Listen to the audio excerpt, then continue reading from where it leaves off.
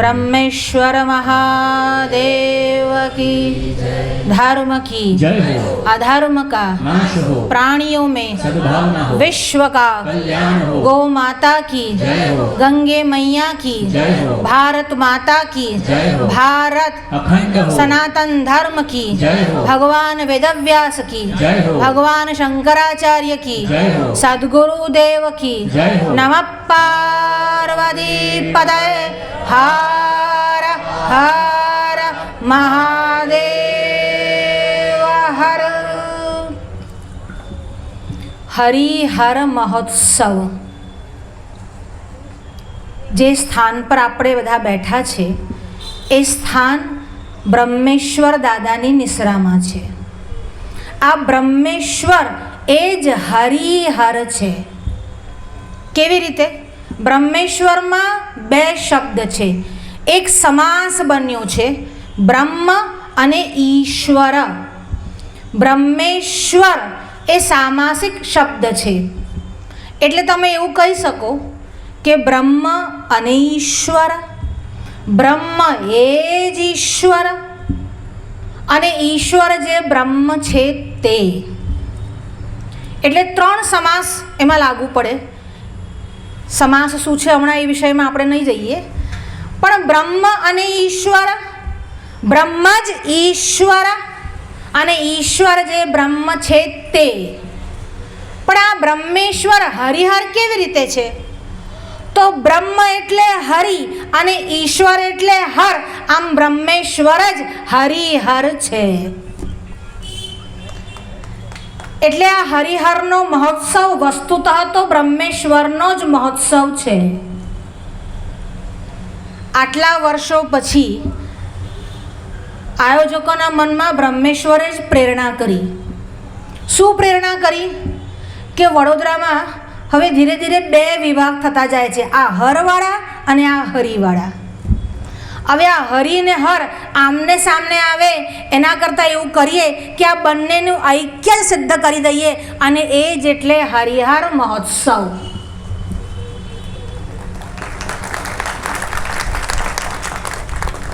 હરિહર મહોત્સવ ઉજવવા પાછળનું કારણ શું છે? પહેલાં આપણે નગરયાત્રા કરી, જેમાં શિવ વિવાહ। જુઓ, જ્યાં સુધી ઉત્સવ ન થાય ત્યાં સુધી લોકો એમાં સમાહિત થતા નથી, જોડાતા નથી। ઉત્સવ પ્રિયા જનાહ, લોકોને ઉત્સવ બહુ પ્રિય છે, પણ આ ઉત્સવ કરવા, પણ ઉત્સવ કેવા કરવા?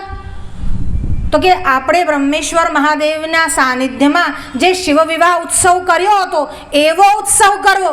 એ ઉત્સવમાં ત્રણ વસ્તુઓ થઈ।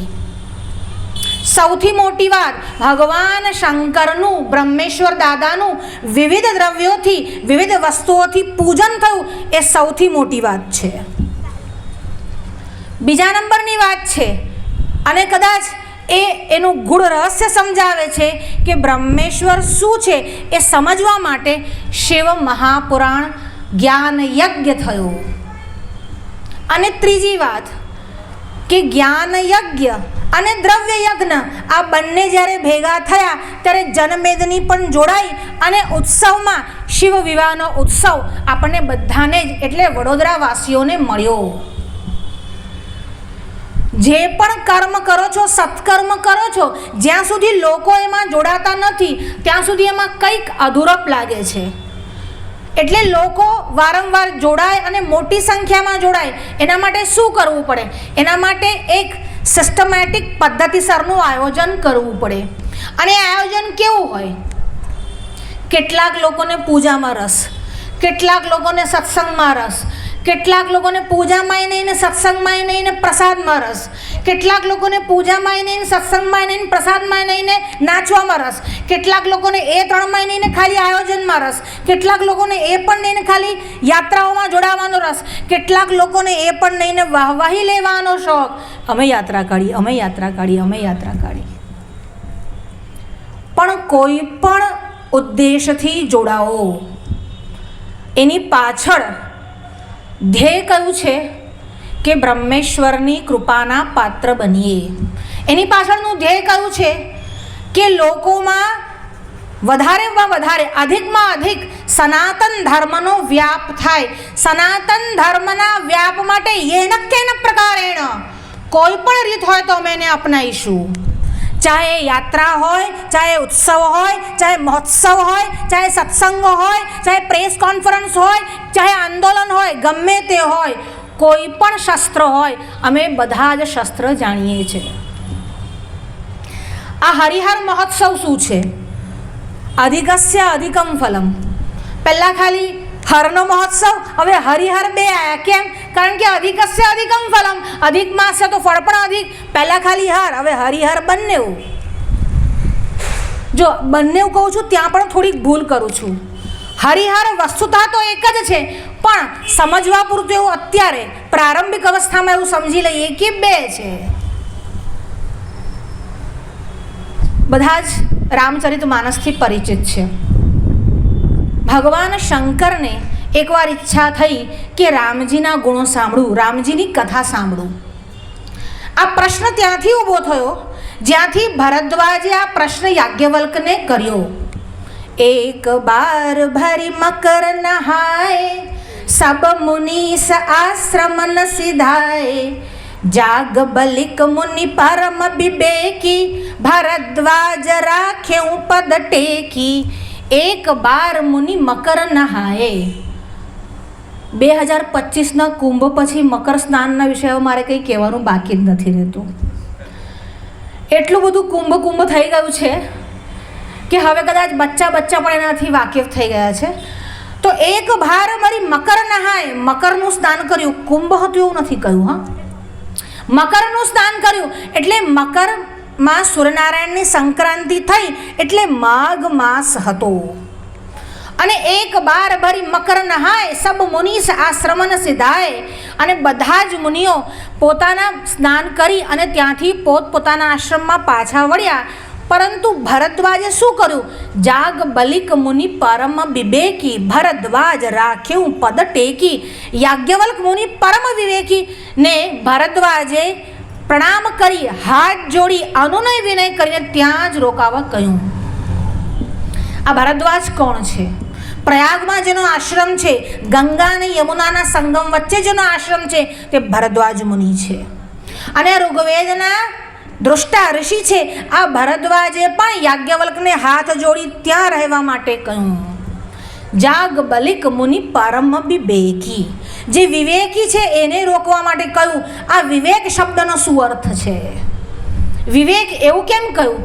જ્ઞાની કહી શક્યા હોત, પંડિત કહી શક્યા હોત, તપસ્વી કહી શક્યા હોત, પણ વિવેકી શબ્દનો પ્રયોગ કર્યો તુલસીદાસે, સહેતુક કર્યો છે. વિવેક કોને કહેવાય? નિત્યાનિત્ય વસ્તુ વિવેક. આ નિત્ય છે અને આ અનિત્ય છે. આ બ્રહ્મ છે અને આ જગત છે. આ ચેતન છે અને આ જડ છે. આ સત્ય છે અને આ મિથ્યા છે. આનો જે વિવેક છે, આની જે સમજણ છે, તેનું નામ છે વિવેક. બ્રહ્મેશ્વર સિવાય બધું જ મિથ્યા છે, એનું નામ છે વિવેક. હરિહર સિવાય બધું જ મિથ્યા છે, તેનું નામ છે વિવેક. રામજી સિવાય બધું જ મિથ્યા છે, તેનું નામ છે વિવેક. જો રામજી સિવાય બધું જ મિથ્યા છે તો શંકર મિથ્યામાં આવે કે ના આવે? જો બ્રહ્મેશ્વર સિવાય બધું જ મિથ્યા છે તો વિષ્ણુ મિથ્યામાં આવે કે ના આવે? જ્યારે અમે એવું કહ્યું કે રામ સિવાય બધું જ મિથ્યા છે, બ્રહ્મેશ્વર સિવાય મિથ્યા છે, વિષ્ણુ સિવાય મિથ્યા છે, હરિ અને હર સિવાય મિથ્યા છે, એનો મતલબ જ એવો છે કે હરિ, હર, રામ, શિવ, ગણેશ, સૂર્યનારાયણ, દેવી બધા એક જ છે. એકમ સદ વિપ્રાહ બહુધા વદંતી. સત્ય વસ્તુ એક જ છે, પરંતુ વિપ્રો વિદ્વાનો એને અલગ અલગ રીતે કહે છે. કેમ અલગ અલગ રીતે કહે છે? જો અલગ અલગ રીતે ના કહેતો હોય તો આપણને મજા આવત ખરી? આપણને તો 2 દિવસ એકનું એક ખાવાનું આવે તો ત્રીજા દિવસે કંટાળો આવે છે કે ફરી આજે ભાખરીની શાક જ, ફરી આજે ખીચડી જ. એટલે ભગવાને રૂપમ પ્રતિરૂપો બભુવ, બહુ જ બધા રૂપ ધારણ કર્યા છે. પણ એમાં 5 પ્રમુખ રૂપ છે જેનું સનાતન ધર્મમાં બહુ સન્માન છે. આ 5 પ્રમુખ રૂપને બધાએ જ આમાંથી કોઈ પણ એક રૂપને તમે ઈષ્ટ માની બાકીનાને સમાદર રાખી અને પૂજન કરવાનું છે. તેનું જ નામ પંચાયતન પૂજા છે. હવે બધા જવા મળ્યા અને યાજ્ઞવલ્ક મુનિને ભરદ્વાજે ત્યાં જ રાખી દીધા. કહ્યું, આપ અહીં જ બિરાજો, મારા મનમાં કોઈ સંશય છે. એક રામ અવધેશ કુમારા તિનકે ચરિત વિદિત સંસારા. એક રામ અવધેશ કુમારા, એક રામજી એ છે જે અવધેશ એટલે દશરથના પુત્ર છે અને એનું ચરિત્ર બધા જ જાણે છે, જગમાં વિખ્યાત છે. સતત જપત શંભુ અવિનાશી શિવ ભગવાન જ્ઞાન ગુણ રાશિ. સતત જપત, અને એક એ છે કે ભગવાન શંકરજીનું સતત જપન કરે છે, જપ કરે છે. શંભુ અવિનાશી, એ ભગવાન શંકર પણ કેવા છે? અવિનાશી છે. જે અવિનાશી છે તે જપ કરે છે. કોનો જપ કરે છે? અવિનાશી શંકર. જે પોતે જ બધાનો ઈશ્વર છે તે જપ કોણો કરે છે? સતત જપત શંભુ અવિનાશી શિવ ભગવાન જ્ઞાન ગુણ રાશિ. આ સતત કોનો જપ કરે છે? એ રામજીનો જપ કરે છે એવું સાંભળ્યું છે, પણ એક રામ તો દશરથના પુત્ર છે અને બીજા રામ એ છે જેનો ભગવાન શંકર સતત જપ કરે છે. શું આ બંને એક જ છે? પ્રભુ સોઈ રામ કિયા પર કો જાહી જપત ત્રિપુરારી. સત્યધામ સર્વજ્ઞ તુમ કહું વિવેક વિચારી. પ્રભુ સોઈ રામ કી અપર કો, જે દશરથના પુત્ર છે તે અને ભગવાન શંકર જેનું સતત ભજન કરે છે તે, એ બંને એક જ છે કે ભિન્ન ભિન્ન છે? મને વિવેકપૂર્ણ વાત કહો. જ્યારે એવું કહ્યું મને આ કહો, ત્યારે યાજ્ઞવલ્કે સીધો ઉત્તર ના આપ્યો. સીધો ઉત્તર આપવાને બદલે એક ઓર પ્રસંગ કીધો. એક બાર ત્રેતા જુગ માહી શંભુ ગયે કુંભજ ઋષિપાહી. સંગ સતી જગ જનની ભવાની પૂજહિ ઋષિ અખિલેશ્વર જાની. એક બાર ત્રેતા યુગ માહી. હું તને કથા કહું ભરદ્વાજ. ત્રેતા યુગમાં એકવાર એવું બન્યું, શંભુ ગયે કુંભજ ઋષિ પાહી. ભગવાન શંકર કુંભજ એટલે અગસ્ત્ય ઋષિ પાસે ગયા. જો આપણે ત્યાં કુંભજ એટલે ટેસ્ટ ટ્યુબ બેબી પણ બે છે. કયા કયા? જે દુનિયાની સૃષ્ટિની સર્વપ્રથમ બે ટેસ્ટ ટ્યુબ બેબી છે, એમાં પહેલા છે અગસ્ત્ય અને બીજા છે વસિષ્ઠ. બંને કુંભજ છે, બંને મૈત્રાવરુણના પુત્ર છે. કુંભજ ઋષિ પાહી સંગ સતી જગ જનની ભવાની. અને એકલા ના ગયા. કોની સાથે ગયા? જગજનની ભવાની, પાર્વતી દેવીને લઈને ગયા. એટલે રામજીની કથા સાંભળવી હોય તો એકલા એકલા પહોંચી ના જવું, પત્નીને સાથે લઈને જવું, અને પત્ની આવે તો પતિને સાથે લઈને આવું. એકલા એકલા ધર્મ કાર્ય ન કરવું. પણ મારે કોઈ પતિ પત્ની નથી તો ભલે એકલા આવો, તો મિત્ર તો હશે, મિત્રને સાથે લઈને આવો. સંગ સતી જગ જનની ભવાની પૂજે ઋષિ અખિલેશ્વર જાની. અને અગસ્ત્ય ઋષિ એ ભગવાન શંકરની પૂજા કરી.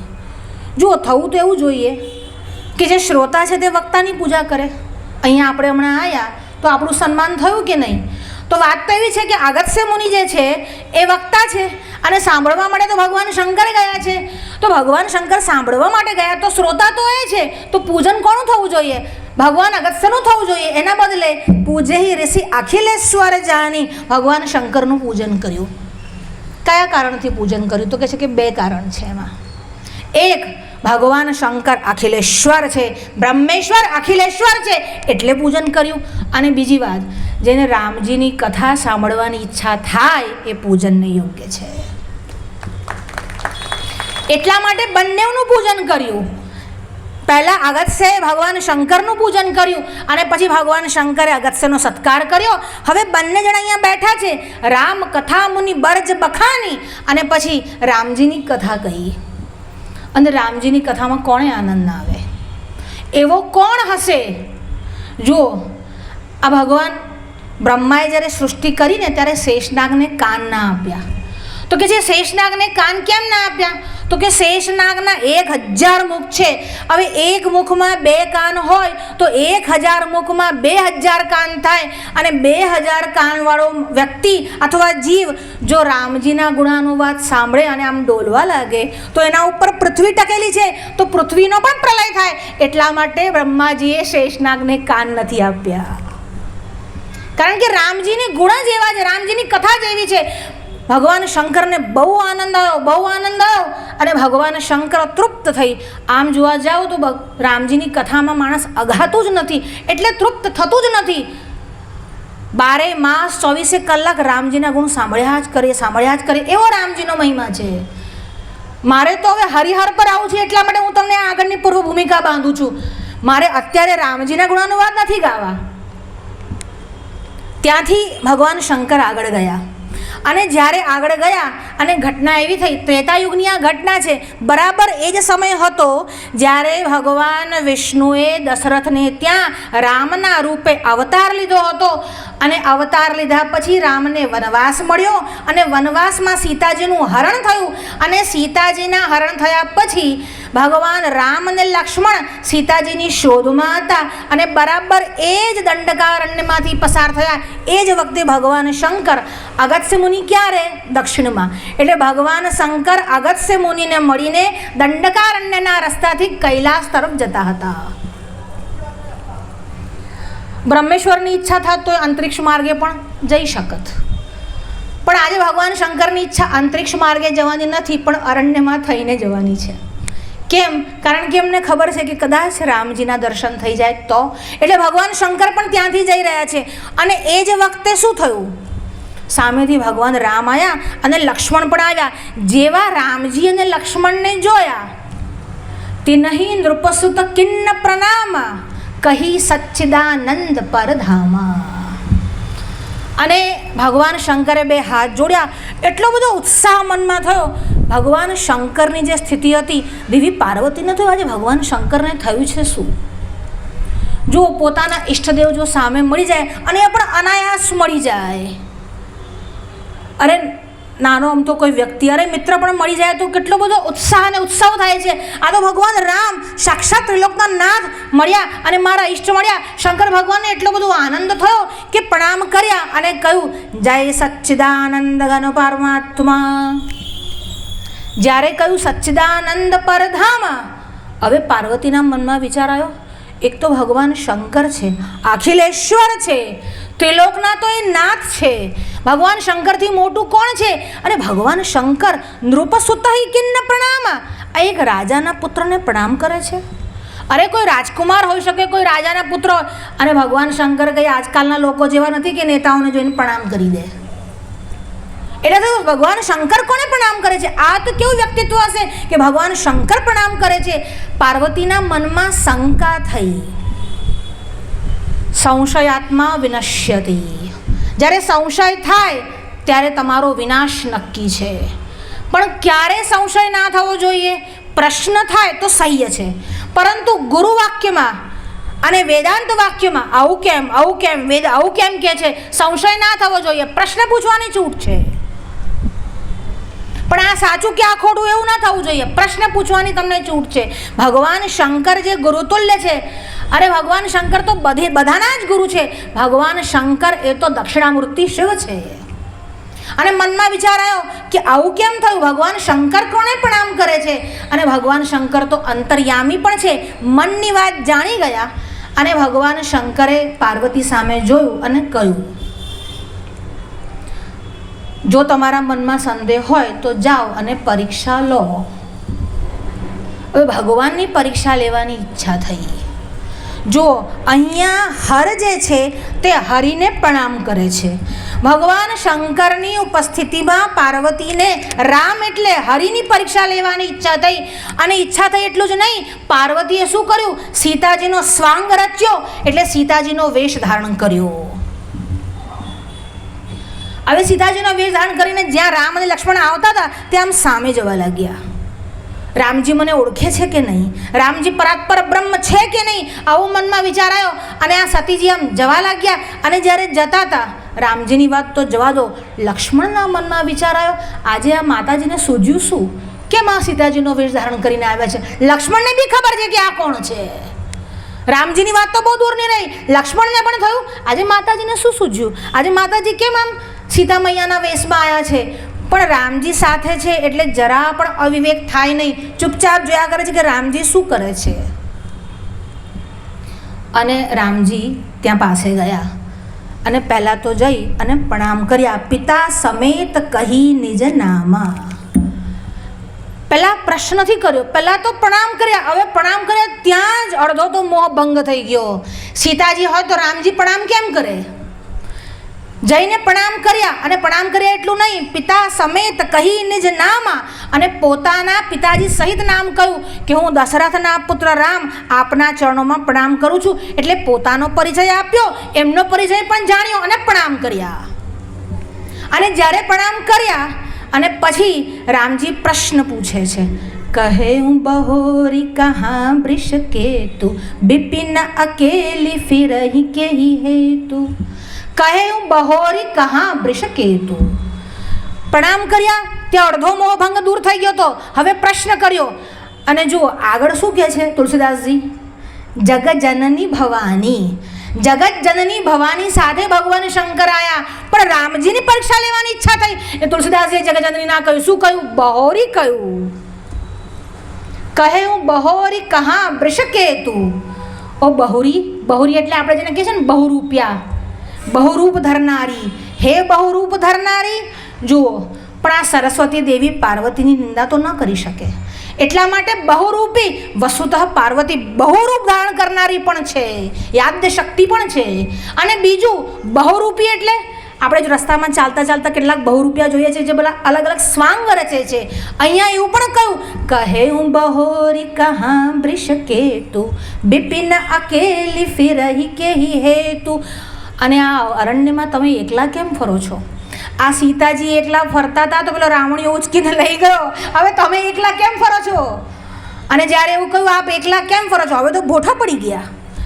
ના હસાય, ના રડાય, ના ઉપર જોવાય, ના આજુ જોવાય, ના બાજુ જોવાય કે હવે ચોરી પકડાઈ ગઈ, હવે કરવું તો શું કરવું? જ્યારે વિચાર આવ્યો કે ચોરી પકડાઈ ગઈ અને કંઈ ના થયું, હજી તો ભગવાન રામે પોતાની માયા દેખાડી નથી. અને પછી ભગવાન રામજીએ જે માયા રચી, ચારે બાજુ જ્યાં જુએ ત્યાં, ડાબી બાજુ, જમણી બાજુ, ઉપર નીચે, સર્વ બાજુ જુએ તો રામ લક્ષ્મણ સીતા, રામ લક્ષ્મણ સીતા, રામ લક્ષ્મણ સીતા, ચારે બાજુ માત્ર એ જ દેખાય. હવે તો પાર્વતીના મગજમાં થયું આ શું છે, આ કેવી માયા છે? ત્યાં ને ત્યાં ફસડાઈ પડ્યા, બેસી પડ્યા, મનમાં વિચાર કર્યો હવે શું કરવું. થોડી વાર ત્યાં જ બેસી રહ્યા, આ માયા થોડી બંધ થઈ, ભગવાન પણ અદૃશ્ય થયા અને ગયા ભગવાન શંકર પાસે. ભગવાન શંકર પાસે ગયા અને ભગવાન શંકરે કહ્યું પરીક્ષા લીધી. અને જ્યારે પૂછ્યું પરીક્ષા લીધી, એક તો પરીક્ષા લીધી પહેલું પાપ, શંકા કરી બીજું પાપ, હવે ત્રીજું પાપ સીતાજીનો સ્વાંગ રચ્યો, અને ચોથો અપરાધ કયો કર્યો? પતિ સામે જુઠ્ઠું બોલ્યા. કછુન પરીક્ષા લિન્ન ગોસાઈ, કિન્ન પ્રણામ તુમ્હારી નાઈ. કછુન પરીક્ષા લેની ગોસાઈ, કછુન પરીક્ષા લેની, મેં કોઈ પરીક્ષા લીધી નથી. કિન્ન પ્રણામ, તમે પ્રણામ કર્યા તો મને એવું થયું કે હું પણ પ્રણામ કરું. જો એવું જ તું ડાયું હોત તો ત્યાં જ કરી દેત ને, ત્યાં જવાની જરૂરત પડત નહીં. પણ અહીંયા તો કર્યા નહીં, ત્યાં ગયા, મતલબ પરીક્ષા અવશ્ય લીધી છે. અને આંખો બંધ કરી અને ભગવાન શંકરે જોયું પરીક્ષા લીધી છે. અને પરીક્ષા પણ કેવી રીતે લીધી? સીતાજીનો વેશ ધર્યો છે. હવે જેને સીતાજીનો વેશ ધર્યો, મારા ઈષ્ટદેવના પત્ની, એ તો મારા માટે પણ દેવી સ્વરૂપ છે. હવે આ શરીરથી, જે શરીરે સ્વીતાનો સ્વાંગ રચ્યો છે, એ શરીર સાથે હું રમણ ન કરી શકું, એને પત્ની રૂપે ન જોઈ શકું. અને ત્યાં જ મનથી ભગવાન શંકરે સતીજીનો ત્યાગ કર્યો. જો ભગવાન શંકર જેટલા કોઈ વૈરાગી પણ નથી અને ભગવાન શંકર જેટલા કોઈ અનુરાગી પણ નથી. એવા કયા દેવતા છે જેને પત્નીને પોતાના શરીરમાં સ્થાન આપ્યું હોય? કોઈ નહીં, માત્ર ને માત્ર ભગવાન શંકર છે. એટલે ભગવાન શંકર જેવો પ્રેમ કોઈ કરી જ ના શકે. અને જ્યારે વિચાર કર્યો કે મારા ઈષ્ટદેવના પત્નીનું સ્વરૂપ ધારણ કર્યું, ત્યારે ભગવાન શંકરે ક્ષણભર વિલંબ ન કર્યો અને આજથી હું તમને પત્ની તરીકે ન જોઈ શકું. મનમાં ત્યાગ થયો છે. અને ત્યાર પછી ઘટના તો ઘણી લાંબી છે. મારે તો એટલું જ કહેવું છે કે અહીંયા બ્રહ્મેશ્વરે એટલે હરે હરિને પ્રણામ કર્યા. હવે હું તમને સ્વિચ ઓન રામાયણમાંથી તમને હું મહાભારતમાં લઈ જાઉં. મહાભારતનું યુદ્ધ ચાલે છે. નિવાત કવચને માર્યા અને અર્જુન શ્રી કૃષ્ણ જેના સારથી છે એવા રથ ઉપર બેસી અને પોતાના શિબિર તરફ પાછા આવતા હતા. જ્યારે અર્જુન સાથે શ્રી કૃષ્ણ પાછા આવતા હતા, અર્જુન બહુ એકદમ પ્રસન્ન મુખ હતા. આટલા બધા જે શત્રુઓ હતા એનો સંહાર કરેલો અને હવે પાછા આવતા હતા. એમના મનમાં વિચાર આવ્યો, સંધ્યાનો સમય થઈ રહ્યો છે, જ્યારે શિબિરમાં પ્રવેશ કરીશું, શિબિરમાંથી બધા આવશે, મારા ભાઈઓ અતિશય પ્રસન્ન થશે, મને વધાવી લેશે. એવું પણ થશે મારા પુત્ર આવશે, દોડીને મારા ચરણમાં પડશે અને ત્યાં જે ભાટ અને ચારણ હશે એ મારી પ્રસિદ્ધિ ગાશે. અર્જુન આવા વિચાર કરતાં કરતાં ભગવાન શ્રી કૃષ્ણની સહિત આ શિબિરમાં પહોંચ્યા. પણ અવસ્થા બિલકુલ વિપરીત હતી, પરિસ્થિતિ બિલકુલ વિપરીત હતી. ત્યાં કોઈ સ્વાગત નહીં, કોઈ સત્કાર નહીં, કોઈ ઉત્સવ નહીં, કોઈ ઉત્સાહ નહીં, બધા જ એકદમ ગમગીન હતા. અર્જુનના મનમાં વિચાર શું થયું? અર્જુન જ્યારે પાછા આવતા હતા ત્યારે એમનો કંઠ રૂંધાતો હતો. અર્જુને ભગવાન શ્રી કૃષ્ણની સામે જોઈને કહેલું, ભગવાન મને એવું લાગે છે કે કંઈક ઘટના ઘટી છે, મારા મનમાં અપશકુન થઈ રહ્યા છે. અને ભગવાન શ્રી કૃષ્ણને પૂછ્યું કે મારા 5 ભાઈઓ સુરક્ષિત તો છે ને? એમને કંઈ થયું તો નહીં હોય ને? એ મંત્રી સહિત સુરક્ષિત તો છે ને?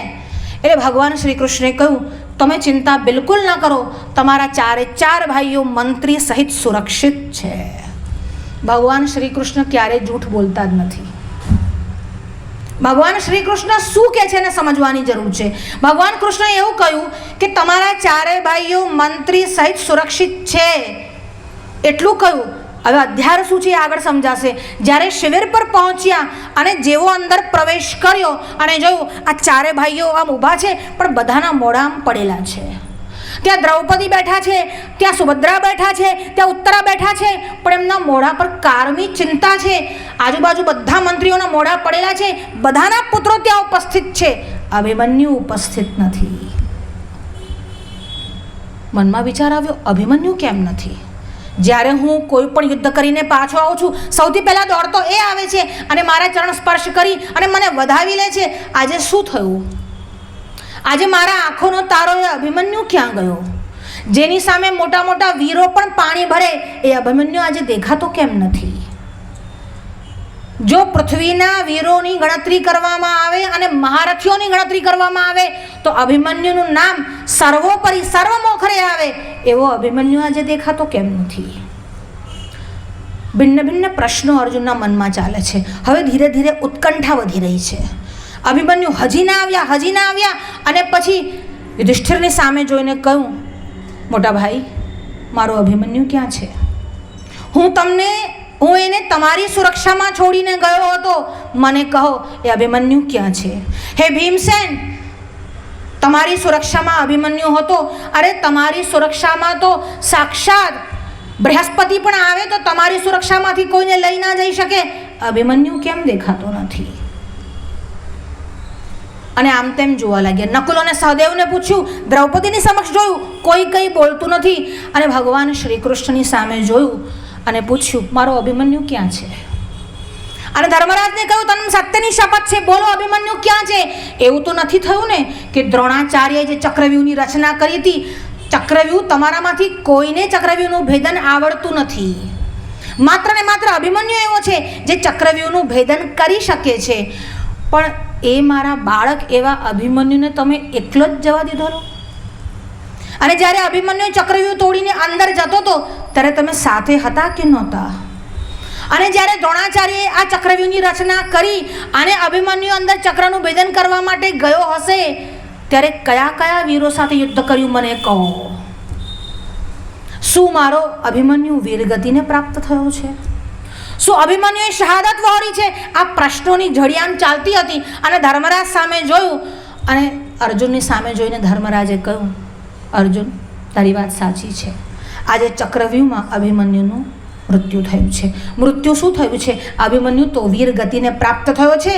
અરે જે શત્રુઓની સામે લડતો સ્વર્ગમાં જાય છે એનું ક્યારે પણ પુનરાગમન થતું નથી. એને તો સ્વર્ગના દેવતાઓ પણ એનું સ્વાગત કરે છે. અરે આજે તો ઇન્દ્ર બૃહસ્પતિ પણ એના સ્વાગતમાં ઊભા હશે. અભિમન્યુ એ ગતિને પ્રાપ્ત થયો છે. અને જ્યારે એવું કહ્યું અભિમન્યુ વીર ગતિને પ્રાપ્ત થયો છે, અર્જુન એકદમ જ મૂર્છિત પડ્યા. અર્જુન જેવા મહાવીરને પણ મૂર્છા આવી. એમનો અભિમન્યુ બહુ જ પ્રિય હતો અને પ્રિય હોવાના ઘણા બધા કારણ હતા. એક, અભિમન્યુ શૂરવીર તો હતા જ, અભિમન્યુ તપસ્વી પણ હતા, અભિમન્યુ એક પત્ની વ્રત પણ હતા, અભિમન્યુ સંસ્કારી હતા, અભિમન્યુ ક્યારે પણ બ્રાહ્મણોનો નિરાદર નહોતા કરતા, અભિમન્યુ ક્યારે પણ પોતાના ધર્મમાંથી ચ્યુત નહોતા થતા. આવા અભિમન્યુના હત્યાના, વસ્તુતઃ તો એ હત્યા છે, આટલા બધા વીરો ભેગા થઈ અને એક બાળકને જો મારી નાખે તો એ ક્રૂર હત્યા છે.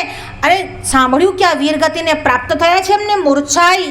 ભગવાન શ્રી કૃષ્ણે અર્જુનને જગાડ્યા છે. કહ્યું, અર્જુન ઊભો થા. તું કોના માટે શોક કરે છે? અભિમન્યુ માટે. અભિમન્યુ તો વીરગતિને પ્રાપ્ત થયો છે. અરે વીરોને પણ શરમ આવે. અરે વીરોને પણ એવું થાય કે આવી મોત મળવી જોઈએ. એવી મોત અભિમન્યુને મળી છે, એનો શોક ન હોય. અને પંડિતો આવી વીરગતિનો શોક નથી કરતા. એને તો સ્વર્ગ પ્રાપ્ત થયું છે. જ્યારે શ્રી કૃષ્ણ આમ ઢાંઢસ બધાવતા હતા, ધીરે ધીરે અર્જુનનો રોષ વધતો ગયો. અને યુધિષ્ઠિરની સામે જોઈને કહ્યું, મને આપ જણાવો, મને આપ કહો કે જ્યારે અભિમન્યુ વીરગતિને પામ્યા ત્યારે એની સામે કોણ કોણ હતું અને કેવી રીતે એની સાથે યુદ્ધ થયું? મારો અભિમન્યુ કેવી રીતે યુદ્ધ કર્યું એ મને કહો. અને યુધિષ્ઠિરે વર્ણન શરૂ કર્યું. દ્રોણે ચક્રવ્યૂહની રચના કરી હતી. આ ચક્રવ્યૂહનું ભેદન અભિમન્યુ સિવાય કોઈ કરી શકે એમ નહોતું. અને જ્યારે અભિમન્યુ આમ અંદર જવા લાગ્યા, અમે બધા અભિમન્યુની પાછળ જવા લાગ્યા. 17 વર્ષનો નાનો યુવાન, એની પાછળ આટલા મોટા મહારથી યુધિષ્ઠિર છે, દૃષ્ટદ્યુમ્ન છે, ભીમસેન છે, નકુલ છે, સહદેવ છે, સાત્યકી છે, બધા એની પાછળ જઈ રહ્યા છે. અને અભિમન્યુ અગવાની કરતા આગળ ગયા. અને જેવા અભિમન્યુ આગળ ગયા અને ચક્રવ્યૂહમાં એવા ફસાયા કે બાકી બધા જ યોદ્ધાઓને બીજા બધા યોદ્ધાઓએ ઘેરી લીધા અને અભિમન્યુ એકલા આગળ ગયા. અભિમન્યુ જ્યારે એકલા આગળ ગયા, દ્રોણ છે, અશ્વત્થામા છે, કૃપાચાર્ય છે, કર્ણ છે, જયદ્રથ છે અને ભૂરિશ્રવા છે. આ બધા એક મહારથીઓ છે. અરે અતિરથી છે બધા જ. અને આની સામે જ્યારે અભિમન્યુ ગયા, હવે એવું થયું આ બધાને કે અભિમન્યુ એકલો શું કરશે? અને બધા ધસીને આગળ જવા લાગ્યા. જયદ્રથે શું કર્યું? આ બધાને જ એક જ ઠેકાણે રોકી લીધા. અને આ જયદ્રથ એકલાએ કોઈને પણ આગળ જવા ના દીધા. ભીમસેનનું આટલું બધું પરાક્રમ હતું, શું જયદ્રથને ન મારી શકે? પણ જયદ્રથને એક વરદાન મળેલું. ભગવાન શંકરે વરદાન આપેલું કે યુદ્ધમાં એક દિવસ તારો દિવસ હશે અને એ દિવસે તને કોઈ પરાસ્ત નહીં કરી શકે. અને આ એ દિવસ હતો જ્યારે જયદ્રથને કોઈ પરાસ્ત ન કરી શકે. જયદ્રથ આમ ઊભા હતા અને બધાને જ એને રોકી રાખ્યા.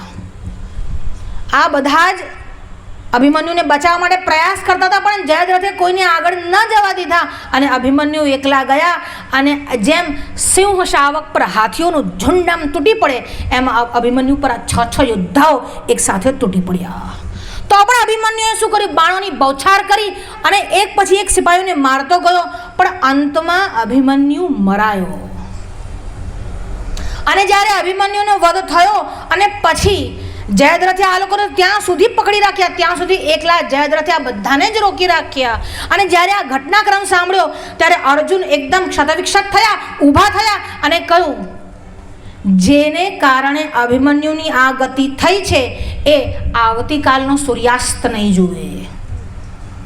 જો હું જયદ્રથને ન મારું તો મારી એ ગતિ થાય જે ગોઘાતીની થાય છે. જો હું કાલે જયદ્રથને ન મારું તો મારી એ ગતિ થાય જે ગુરુની પત્ની સાથે વિહાર કરનારની થાય છે. જો હું કાલે જયદ્રથને ન મારું તો મારી એ ગતિ થાય જે બ્રાહ્મણની ધન ચોરનારની ગતિ થાય છે. જો હું કાલે જયદ્રથને ન મારું તો મારી એ ગતિ થાય જે જલાશયમાં અને પવિત્ર નદીમાં થૂકનારા અને મલમૂત્ર વિસર્જન કરનારની થાય છે. અહીંયા એક જે પ્રતિજ્ઞા અર્જુને કરી છે એ સાંભળવા જેવી છે. એવું કહે છે જલાશયમાં થૂકનારા અને મલમૂત્ર વિસર્જન કરનારની જે ગતિ થાય છે તે ગતિ મારી થાઓ. એનો મતલબ ગાયની હત્યા કરો, બ્રાહ્મણની હત્યા કરો અને ગુરુની પત્ની સાથે વિહાર કરવાનું જે પાપ છે તે જ પાપ નદીમાં મલમૂત્ર વિસર્જન કરવાનું પાપ છે. પર્યાવરણનો કેટલો બધો વિચાર છે જુઓ. આ સ્થિતિ નિર્માણ ન થાય એટલા માટે આટલા ધર્મશાસ્ત્રોમાં નિયમો બતાવ્યા છે, અને છતાં પણ જ્યારે આ નિયમોનું ઉલ્લંઘન થાય ત્યારે ભેડાઘાટ જેવી દુર્ઘટના થાય છે. હમણાં તમે જોયું ભેડાઘાટમાં એક નાવ ડૂબી ગઈ અને લગભગ 30-40 યાત્રીઓ એમાં મૃત્યુ પામ્યા. કેમ થાય છે આવું? તમે જલમાં રહેલા વરુણ દેવતાનું અપમાન કરો છો, તમે નદીની અધિષ્ઠાત્રી દેવીનું અપમાન કરો છો. જલ એ ક્રીડાનું સ્થાન નથી. તમે આજે તીર્થને પર્યટક ક્ષેત્ર બનાવી દીધું છે. આજે તમારા માટે ટુરિસ્ટ પ્લેસ થઈ ગયું છે. તમે ઋષિકેશમાં જાઓ, હરિદ્વારમાં જાઓ એટલે કોઈને પડી જ નથી, જૂતા પહેરી પહેરીને ગંગાજીની અંદર જાય છે. ગંગાજીની અંદર જઈને ખાલી સેલ્ફી ખેંચવા માટે અંદર જાય છે. જઈને અંદર નાતા ગંગાજીમાં થૂકે છે. તમે નદીનું જે અપમાન કરો છો, તમે જે વરુણ દેવતાનું અપમાન કરો છો, એનું આ પરિણામ છે, દુષ્પરિણામ છે કે આવી ઘટનાઓ થાય છે. અને અર્જુને કહ્યું જળમાં થૂકનારની અને મલમૂત્ર વિસર્જન કરનારની જે ગતિ થાય તે ગતિ મારી થાઓ. જે ગાયને ચારો નહીં આપનારની ગતિ થાય એ મારી ગતિ થાઓ. મતલબ ગાયના મોઢાથી ચારો છીનવી લેનારની જે ગતિ થાય તે ગતિ મારી થાઓ.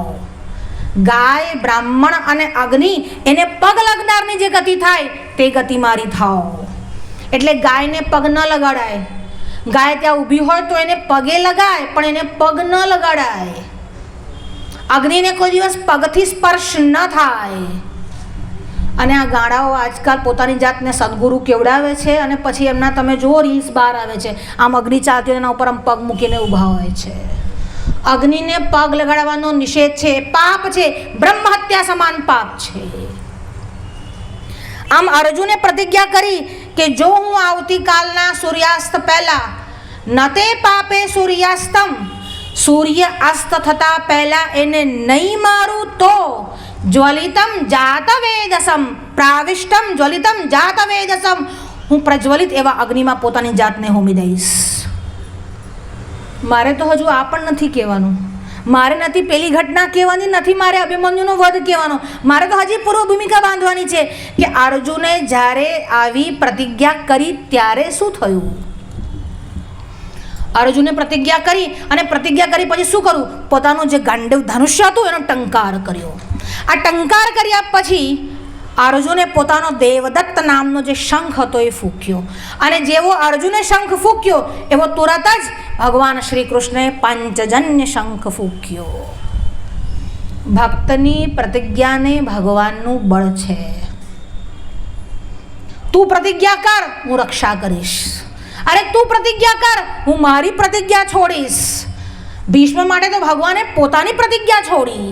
અત્યારે ભીષ્મના ચરિત્ર પર ન જઈએ, આપણે અર્જુનના ચરિત્ર પર જ અનુસંધાન કરીએ. પણ અહીંયા ભગવાન શ્રી કૃષ્ણએ કહ્યું કે તારી પ્રતિજ્ઞા કરી, હવે એને પૂરું હું કરીશ એમ કહી પાંચજન્ય શંખ વગાડ્યો. હવે ભગવાન જે છે ને તે નટવર છે. શંખ તો વગાડ્યો, હવે પરીક્ષા લે છે. તને ખબર છે અર્જુન, તે જયદ્રથને મારવાની પ્રતિજ્ઞા કરી છે. આ સામેના કૌરવ પક્ષમાં કોણ કોણ છે તને ખબર નથી? તને ખબર નથી કે ભીષ્મ તો નથી, પણ હવે દ્રોણાચાર્ય ત્યાં છે.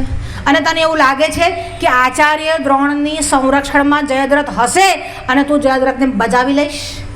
તને ખબર નથી કૃપાચાર્ય ત્યાં છે, અશ્વત્થામા ત્યાં છે, કર્ણ ત્યાં છે? તને ખબર નથી? અરે દ્રોણાચાર્ય જે એનું રક્ષા કરે એને સ્વયં સાક્ષાત ઇન્દ્ર પણ બચાવી શકે ના, એવું દ્રોણાચાર્યનું સામર્થ્ય છે. અને તે જયદ્રથને મારવાની પ્રતિજ્ઞા કરી લીધી. તે તારા ભાઈઓને ના પૂછ્યું? હવે બરાબર ચેક કરે છે કે તારા ભાઈઓ તારી સાથે છે કે નહીં. તું પ્રતિજ્ઞા કરે છે તો આ સાથે સાથે આવે છે કે પછી ના અમને તો પૂછ્યું નથી, અમે હવે બોયકોટ કરીશું, અમે હવે પ્રસ્તાવ પારિત કરીશું. એવું ના કર્યું. અને કહ્યું તે તારા ભાઈઓને નથી પૂછ્યું? તારા ભાઈઓને ના પૂછ્યું તે મને ના પૂછ્યું? હવે એનાથી મોટો ડોઝ આપ્યો કે ભાઈઓને ના પૂછ્યું બરાબર, તો મને પણ ના પૂછ્યું અને આમનામ જ પ્રતિજ્ઞા કરી લીધી. અને અર્જુને કહ્યું, ભગવાન તમારા ભરોસે જ પ્રતિજ્ઞા કરી છે, બાકી મારું સામર્થ્ય નથી કે હું પ્રતિજ્ઞા કરું, પણ તમારા ભરોસે જ પ્રતિજ્ઞા કરી છે. જે મને આવું ગીતાનો ઉપદેશ આપી શકે, જેને આટલી બધી વખત અમારી રક્ષા કરી છે, આજે શ્રી કૃષ્ણ મારી સાથે છે, મારું શું થવાનું છે? જ્યારે તમે મારા સારથી છો અને ગાંડીવ ધનુષ્ય મારા હાથમાં છે, ત્યારે મારું શું થવાનું છે? મેં તમારા બલબૂતા પર જ પ્રતિજ્ઞા કરી છે. અને અર્જુન આટલું કહી વિરામ પામ્યા. ભગવાન શ્રી કૃષ્ણએ કહ્યું, ભલે કંઈ વાંધો નહીં, હવે તું જા અને વિશ્રામ કર, કાલે જયદ્રથ સાથે લડવાનું છે. અને જ્યારે એવું કહ્યું કે જા અને વિશ્રામ કર, એટલે અર્જુન ગયા અને વિશ્રામ કરવા લાગ્યા. હવે શ્રી કૃષ્ણ શિબિરમાં પાછા ગયા. હવે શ્રી કૃષ્ણને ઊંઘ આવતી નથી. કાલે આ સાથે યુદ્ધ થવાનું છે, હવે કેવી રીતે, હવે શું થશે, હવે શું થશે?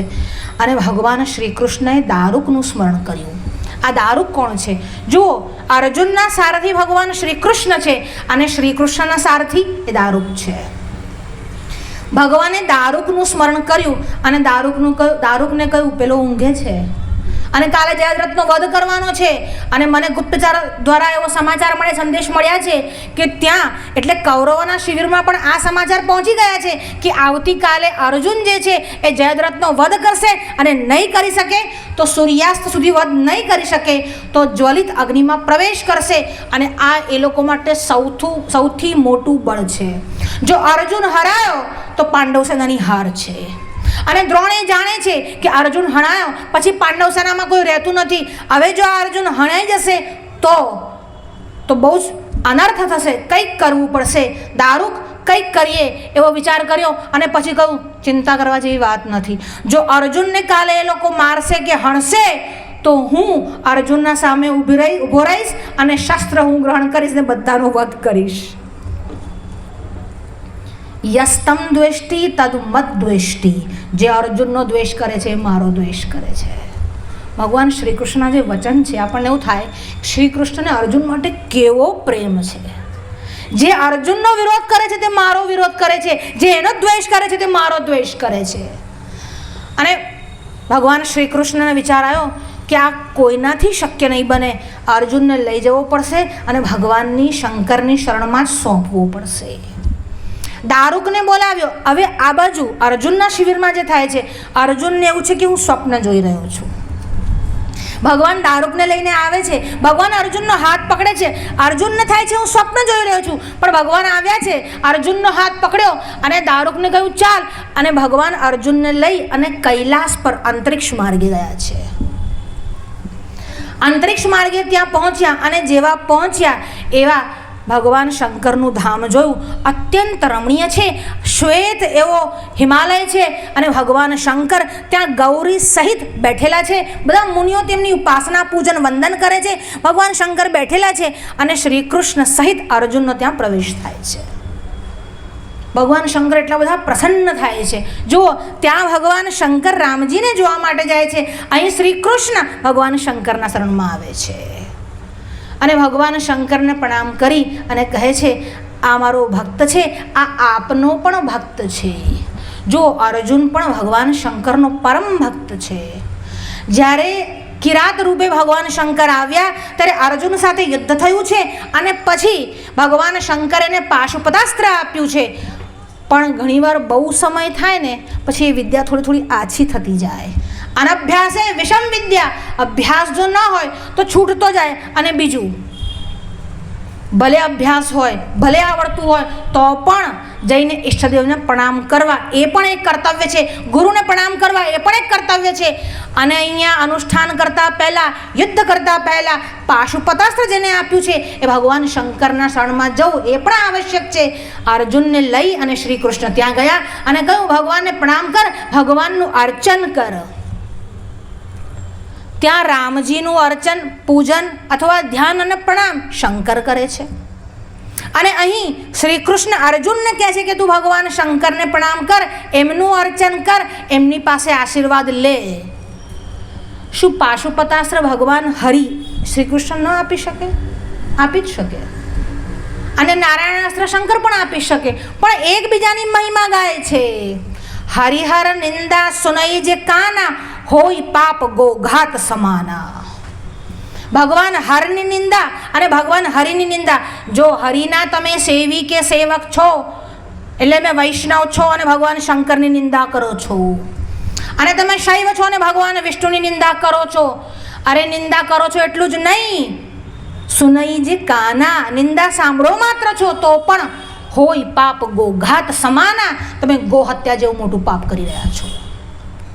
અરે ભગવાન રામ તો ત્યાં સુધી કહે છે કે શંકર પ્રિય મમ દ્રોહી, અને મારો ભક્ત હોય અને શંકરથી દ્રોહ કરે એટલે શિવદ્રોહી મમ દાસ. સો નર કરહી નરક ઘોર કલ્પસમ ઘોર નરક મહી બાસ.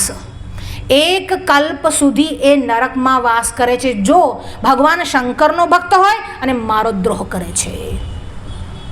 અને મારો ભક્ત હોય અને ભગવાન શંકરની નિંદા કરે છે તો એક કલ્પ સુધી, યાવત ચંદ્ર દિવાકર, જ્યાં સુધી ચંદ્ર અને સૂર્ય છે ત્યાં સુધી એ ઘોર નરકમાં રહે છે.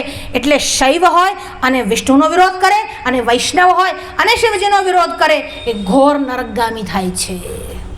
એટલે જે એવું કહેતો હોય કે અન્યાશ્રય ના થાય, અન્યાશ્રય ના થાય, એને સાંભળી લેવું જોઈએ કે અનન્ય આશ્રયનો અર્થ જ એવો છે. જો ભગવાન શ્રી કૃષ્ણ ગીતામાં એક શ્લોક બોલ્યા છે, એ શ્લોકને દ્વૈતવાદવાળા અલગ રીતે પ્રતિપાદિત કરે છે, પણ અદ્વૈતવાદી અલગ રીતે પ્રતિપાદિત કરે છે. મામ ચ યો વ્યભિચારેણ ભક્તિ યોગેન સેવતે, મામ ચ યો અવ્યભિચારેણ. અવ્યભિચારેણ એટલે બીજાના કોઈના અંતર્ગત ગયા સિવાય, બીજા કોઈમાં ગયા સિવાય, બીજા કોઈની ભક્તિ કર્યા સિવાય, માં મને અવ્યભિચારેણ, જે ભક્તિ યોગથી મારી એકમાત્ર ભક્તિ કરે છે તે જ બ્રહ્મ ભૂયાય કલ્પતે, એને હું બ્રહ્મ ભૂયાય કલ્પતે, એને બ્રહ્મ જેવો જ બનાવી દઉં છું, એટલે મારા સમાન જ બનાવી દઉં છું. હવે એમાં કેટલાક લોકો એવું પ્રતિપાદન કરે છે કે અવિભિચારેણ એટલે ખાલી શ્રી કૃષ્ણની ભક્તિ કરવાની, એટલે હરિની ભક્તિ કરવાની, હરની ભક્તિ કરવાની નહીં. ત્યારે આપણા ભાષ્યકાર એવું કહે છે કે મામ ચ, અને મારી એટલે કોની? ભગવાન શંકરની અને મારી. અને મારી કરવાની પણ આમ તો જરૂર નથી. મારી અને ભગવાન શંકર એક જ છે. શિવસ્ય હૃદયમ વિષ્ણુ, વિષ્ણુશ્ચ હૃદયમ શિવ. હું અને શંકર એક જ છે. અને એ જે ભક્તિ કરે છે, જે અભેદ ભક્તિ કરે છે, એ જ ખરેખર ભક્તિ કરે છે. બાકી બધા વેવલા છે. જો તમારે આનો પ્રસાદ લેવાથી તમારો અન્યશ્રય થઈ જતો હોય, હું આનો પ્રસાદ ના લઉં, હું આના મંદિરમાં ના જાઉં, હું આનો ગણ ના વગાડું. અમે પણ ભગવાન શંકરને ભક્તની વૈષ્ણવની કોટીમાં તો ગણીએ જ છે, અમે પણ તમને મનુષ્યની કોટીમાં તો ગણીએ જ છે. એટલે જે આવું બોલે છે એને પાપ લાગે છે. અને પાપ પણ કેવું? ગોઘાત સમાના, ગો હત્યા કરવાનું પાપ લાગે છે. અહીંયા ભગવાન શ્રી કૃષ્ણએ કહ્યું ભગવાન શંકરની શરણમાં જા અને પાશુપતાસ્ત્ર મેળવ. અને અર્જુન ગયા અને ભગવાન શંકરે કહ્યું અહીંયાથી ઉત્તર દિશામાં જા, ત્યાં એક સરોવર હશે, ત્યાં મારું ધનુષ્ય અને મારું બાણ એ બંને પડ્યા છે, જા જઈને લઈ આવો. જો પોતાની પાસે શેઠ હોય તો એની પાસે ધન હોય, પણ યોદ્ધા હોય તો એની પાસે એના હથિયાર હોય. જો હથિયાર આપી દે મતલબ એનો સર્વ આશીર્વાદ એને આપી દીધો. ભગવાન શંકરે કહ્યું જા અને લઈ આવો. અને અર્જુન ગયા અને જોયું તો સરોવરમાં બાણ પણ નથી અને ધનુષ્ય પણ નથી. એના બદલે 2 સર્પ છે. એમાં એક સર્પનો તો એક જ મુખ છે, પણ બીજા જે સર્પ છે એનો 1000 મુખ છે. હવે જો સર્પને જોઈને ડરીને પાછા આવે તો એ અર્જુન નહીં, તો પછી એ કાચો ભક્ત કહેવાય. અને કહ્યું ભગવાન શંકરે કહ્યું છે લઈ આવો, એનો મતલબ લઈ જવાનો છે. ભગવાન શંકરે કહ્યું પછી વિચારવાની જરૂર નહીં, સીધો હાથ અંદર નાખ્યો. અને જેવો હાથ અંદર નાખ્યો, જે સહસ્રમુખવાળો સર્પ હતો તે બાણમાં પરિવર્તિત થયો, અને જે એક મુખવાળો સર્પ હતો તે ધનુષ્યમાં પરિવર્તિત થયો. અને જઈ અને પાછું ભગવાન શંકરના શરણમાં આપ્યું ને કહ્યું જો ત્યાંથી લઈને ભાગી ગયા? ના, ભગવાન શંકર પાસે ગયા અને કહ્યું હવે પ્રસાદી રૂપે મને પાછું આપો. ભગવાન શંકરે હાથ લગાવ્યો અને કહ્યું જાઓ અને હવે તમે જયદ્રથનો વધ કરો. જયદ્રથના વધ કરવા માટે ભગવાન શ્રી કૃષ્ણ કટિબદ્ધ થયા તો શું કર્યું એમને? અર્જુનને શંકર પાસે મોકલ્યા. હવે સ્વપ્ન અહીંયા પૂરું થયું. વસ્તુતઃ તો ભગવાન શ્રી કૃષ્ણ અર્જુનને પાછા ત્યાં મૂક્યા. ભગવાન શ્રી કૃષ્ણ પોતાના શિબિરમાં ગયા, સવારે ઉઠ્યા, સંધ્યાદાન વગેરે કર્યું, અને જ્યાં બધા સભામાં રાજાઓ બેઠા ત્યાં ભગવાન શ્રી કૃષ્ણ આવ્યા. અર્જુન પણ ત્યાં આવ્યા. શ્રી કૃષ્ણને જોઈને અતિશય પ્રસન્ન થયા અને કહ્યું, ભગવાન મને કાલે એક સ્વપ્ન આવ્યું. હે, તને સ્વપ્ન આવ્યું? કેવું સ્વપ્ન આવ્યું? અને આખું સ્વપ્ન જે હતું એ વિસ્તારથી કહ્યું. અને ભગવાન શ્રી કૃષ્ણએ કહ્યું કે જ્યારે રૂકમિણીએ ઈચ્છા કરી કે મને એક પુત્રની પ્રાપ્તિ થાવ, ત્યારે હું ઉપમન્યુ પાસે ગયો. અને ભગવાન ઉપમન્યુએ કહ્યું કે તમે પવિત્ર જ છો. અરે ભગવાન શ્રી કૃષ્ણને જોવાથી અપવિત્રમ પવિત્રો વા સર્વાવસ્થાંતરોપી વા યસ્મરેક પુંડરીકાક્ષ બાહ્ય અભ્યંતર શુચિ, જેનું નામ માત્ર લેવાથી બાહ્ય અને અભ્યંતર શુચિ થઈ જાય, એને પણ ઉપમન્યુએ કહ્યું પવિત્ર થઈને આવો. આ ઋષિઓનું સામર્થ્ય કેવું છે! કહ્યું પવિત્ર થઈને આવો. અને જેવા પવિત્ર થઈને આવવાનું કહ્યું તો કે પવિત્ર થવા માટે શું કરવું? અને ઉપમન્યુએ શું કહ્યું? ભગવાન બ્રહ્મેશ્વરની જે ભસ્મી હતી ને એ બધી લીધી અને કહ્યું લો હવે આમાં આળોટો. અને ભગવાન શ્રી કૃષ્ણે આખા શરીર પર એ ભસ્મી લગાડી અને પછી પાશુપત દીક્ષા લીધી. અને દીક્ષા લીધા પછી 1 વર્ષ સુધી ભગવાન શ્રી કૃષ્ણ ઉપમન્યુ પાસે રહ્યા. અને ઉપમન્યુ પાસે એમને ભગવાન શંકરના ગુણો સાંભળતા 8મો દિવસ આવ્યો ત્યારે ભગવાન શંકર પ્રસન્ન થયા. અને ભગવાન શંકરે કહ્યું, તે મારું ઉમા સહિત ધ્યાન કર્યું છે, જા તને પુત્રની પ્રાપ્તિ થાવ. પ્રદ્યુમ્નનો જન્મ થયો અને પછી જાંબવતીથી સાંબનો જન્મ થયો. બંનેના જન્મમાં ભગવાન શ્રી કૃષ્ણ એ પાશુપત વ્રતનું ગ્રહણ કરે છે. અને ભગવાન શંકરની કૃપાથી ભગવાન શ્રી કૃષ્ણને ત્યાં દીકરો આવે છે. ભગવાન શંકરની જે પૂજા નથી કરતો એને ત્યાં સંતાન આવવાની સંભાવના ઓછી રહે છે. એટલે તમારી પાસે ધનધાન્ય વિશેષ હોય એટલે તમે એવું ન કહેવું જોઈએ, પણ માત્ર ને માત્ર જે વિષ્ણુ કર્યા કરે ને ત્યાં ભગવાન શંકરની આ કૃપા થતી નથી. એટલે વૈષ્ણવોને ત્યાં સંતતિની સમસ્યા વિશેષ હોય છે. પણ કયા વૈષ્ણવને ત્યાં? જે ભગવાન શંકરનો અનાદર કરે છે. કહ્યું કે ભગવાન શંકરની કૃપાથી મને પુત્રની પ્રાપ્તિ થઈ છે, એ જ ભગવાન શંકરની કૃપાથી તને પાશુપતાસ્ત્ર મળ્યું છે. જા અને હવે જયદ્રથ સાથે યુદ્ધ કર. જયદ્રથનું યુદ્ધ તો આખો જયદ્રથ વધ પર્વ છે. લગભગ 200 પાના છે. કોણે સાથે યુદ્ધ કર્યું અને કેવી રીતે યુદ્ધ કર્યું એ તો કોઈ મહાભારતનો પ્રસંગ આવશે ત્યારે આપણે કહીશું. પણ વધ કરવા માટે આ અર્જુન તૈયાર થયા અને ભગવાન શ્રી કૃષ્ણને કહ્યું તમે મારો રથ તૈયાર કરો. અર્જુનનું સામર્થ્ય તો જુઓ. શ્રી કૃષ્ણને એવું કહે છે મારો રથ તૈયાર કરો. સારથી છે પણ છતાં પણ કહે છે રથ તૈયાર કરો. ભગવાન શ્રી કૃષ્ણએ કહ્યું બરાબર તૈયાર જ છે. ભગવાન એકલા નથી બેઠા, સાત્યકીને પણ જોડે લીધા છે. સાત્યકી બેઠા છે, ભગવાન શ્રી કૃષ્ણ બેઠા છે અને અર્જુન બેઠા છે. અને આ પવન વેગે આમ રથ જવા લાગ્યો. જ્યાં રથ જતો હતો દ્રોણાચાર્યએ શું કર્યું? જયદ્રથની રક્ષા માટે શકટ વ્યૂહની રચના કરી. મહાભારતમાં એટલા બધા વ્યૂહ આવે છે ને, ખાલી એ વ્યૂહ વિશે ભણાવે ને તો આર્મીવાળાનો આખો કોર્સ પૂરો થઈ જાય. એટલા બધા વ્યૂહની રચનાઓ છે. એમાં શકટ એટલે ગાડું. શકટ વ્યૂહની રચના કરી. એમાં આગળ જે હતું એ સૂચિમુખ બનાવ્યું, પાછળ જે હતું એ પદ્મમુખ બનાવ્યું.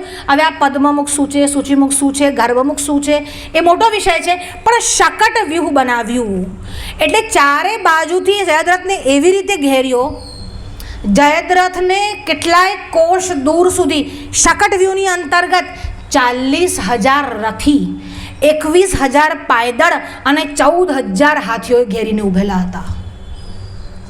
આવો આખો શકટ વ્યૂહ બનાવ્યો. શકટ વ્યૂહની બહાર કોણ ઊભું હતું? દ્રોણાચાર્ય પોતે. હવે આ કોઈ આવીને જયદ્રથને મારી શકે એવું બને જ નહીં. જ્યારે આ અર્જુન આમ જવા લાગ્યા, શ્રી કૃષ્ણને જોયા અને શ્રી કૃષ્ણએ કહ્યું ગુરુજી ઊભા છે, અંદર જવાનું સામર્થ્ય નથી. અને ભગવાન સામે જોઈને કહ્યું શ્રી કૃષ્ણ આપ જ આજ્ઞા કરો કે હું અંદર પ્રવેશ કરું. અને શ્રી કૃષ્ણની સાથે જ્યારે પ્રવેશ કરીએ સૌથી પહેલાં તો દ્રોણ સાથે ભિડંત થઈ છે. દ્રોણ આગળ જવા જ ના દે કે જયદ્રથને પકડાય. હવે આ દ્રોણ સાથે યુદ્ધ થતા એટલું બધું યુદ્ધ ચાલ્યું. શ્રી કૃષ્ણએ કહ્યું તને આડા પાટે ચલાવે છે, હવે દાદાની સામે બીજા કોઈને ઊભા કરો નહીં તો અંદર જવા દેશે નહીં. સાત્યકીને દ્રોણ સાથે ઊભા કરીને પોતે અંદર ગયા એટલે બાકી બધા ઊભા છે. કૃપાચાર્ય છે, કર્ણ છે, ભૂરિશ્રવા છે, વૃષપર્વા છે, કૃતવર્મા છે. હવે આ બધાની સામે વિંધતા વિંધતા વિંધતા અંતમાં જયદ્રથ પાસે જ્યારે પહોંચ્યા અને અર્જુને આમ સામે જોયું અને જોયું તો શું જોવે છે? આગળ એક ત્રિશૂલ ચાલે છે. અને ભગવાન શ્રી કૃષ્ણની સામે જોઈને કહ્યું, આ શું છે? એટલે ભગવાન કૃષ્ણે કહ્યું, જેને રક્ષા માટે પાશુપતાસ્ત્ર આપ્યું છે તે જ રક્ષણ કરવા માટે આગળ ત્રિશૂલ લઈને ઊભો છે. આમ બે બાજુથી શ્રી કૃષ્ણ જેના સારથી છે અને ભગવાન શંકર એટલે હરિ અને હર બંને જેની સામે ઊભા છે એ અર્જુનનો વળી વાળ કેવી રીતે વાંકો થાય ત્યાં ગયા અને જયદ્રથનો વધ કરવા જાય એ પહેલાં જ આ બધા જ આદિરથી જે હતા એ ઘેરી વળ્યા. હવે ભગવાન શ્રી કૃષ્ણએ એક લીલા કરી, કહ્યું કે સમય જો જતો રહેશે અને આ આદિરથી અંદર નહીં જવા દે. ભગવાન શ્રી કૃષ્ણે વાદળથી સૂર્યને ઢાંકી દીધો, સૂર્યને ઢાંક્યો. આ જયદ્રથ જે હતો ને આ બધા યોદ્ધાઓની પાછળ જઈને આમ છુપાઈ ગયેલો. હવે આ સૂર્યને ઢાંક્યા એટલે જયદ્રથના મનમાં થયું, અરે સાંજ પડી ગઈ. અને જેવું સાંજ પડ્યું વિચાર આવ્યો, અર્જુને શું કર્યું? જો અર્જુને ગાંડીવ છોડ્યું નથી. ગાંડીવ સાથે જ એને વિચાર કર્યો, હું અગ્નિમાં પ્રવેશ કરીશ.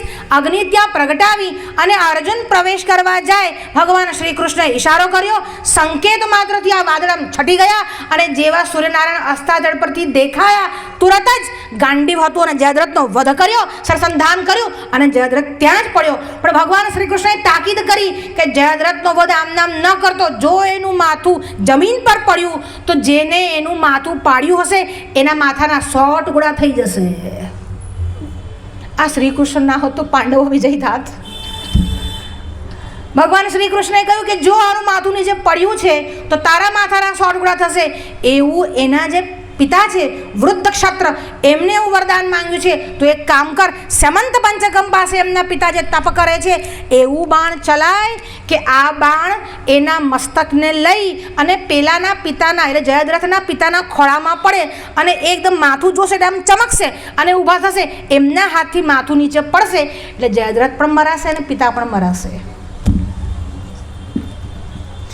અને ભગવાન શ્રી કૃષ્ણની પ્રેરણાથી એવું બાણ ચલાવ્યું અને આ અર્જુનના બાણથી આ બાણ સાથે પેલું મસ્તિષ્ક ચાલ્યું. વૃદ્ધ ક્ષત્રના ખોળામાં માથું પડ્યું, ઊભા થયા અને માથું નીચે પડતા એના માથાના પણ 100 ટુકડા થયા અને જયદ્રથ હણાયો અને ભગવાન શ્રી કૃષ્ણના ભક્તની વિજય થઈ. અહીંયા ભગવાન શંકર છે અને અહીંયા ભગવાન શ્રી કૃષ્ણ છે. હવે આ બંને એકબીજાની શરણમાં જવાનું કહે છે, પણ આ બંને એક જ છે. એટલે વિષ્ણુ સહસ્રમાં હું તમને લઈ ચાલું. ભીષ્મ જે છે યુધિષ્ઠિરને ભગવાન વિષ્ણુના 1000 નામ કહે છે. એમાં નામ કહેતા કહેતા એવું કહે છે, સર્વ સર્વ શિવસ્થાણુર ભૂતાદિર્નિધિરવ્યયઃ સંભવો ભાવનો ભર્તા પ્રભવ પ્રભુરીશ્વર. સર્વ સર્વ શિવસ્થાણુ, આ બધા નામ કોના છે? બધા નામ ભગવાન શંકરના છે. સર્વકો, શર્વકો, શિવકો, સ્થાણુકો, આ બધા જ નામ ભગવાન શંકરના છે. હવે તમને હું લઈ જાઉં શિવ મહાપુરાણમાં અને લિંગ પુરાણમાં, જ્યાં શિવ સહસ્ર નામ આવે છે અને શિવ સહસ્ર નામમાં એવું કહે છે, અપામ નિધિરધિષ્ઠાનમ અપામ નિધિરધિષ્ઠાનમ દુર્જયો જય કાલવિત. અપામ, અપામ એટલે પાણી. નિધિર અધિષ્ઠાનમ, જે ક્ષીર સાગરમાં અધિષ્ઠાતી છે એટલે અધિષ્ઠિત થયેલા છે, પ્રતિષ્ઠિત છે. એવા કોણ? દુર્જયો જય કાલવિત, જે દુર્જય છે અને કાલને પણ જે ગળનારા છે એટલે ગળી જનારા છે. એવા કોણ છે? પ્રતિષ્ઠિત, જે પ્રતિષ્ઠિત છે અને સાર્વજ્ઞ છે. તેવા કોણ છે? તો કહે છે કે જેને આ હિરણ્ય ગર્ભ કવચ, હરિ હિરણ્ય ગર્ભ કવચ એટલે સૂર્યનારાયણ અને હરિ આ પણ એક જ છે.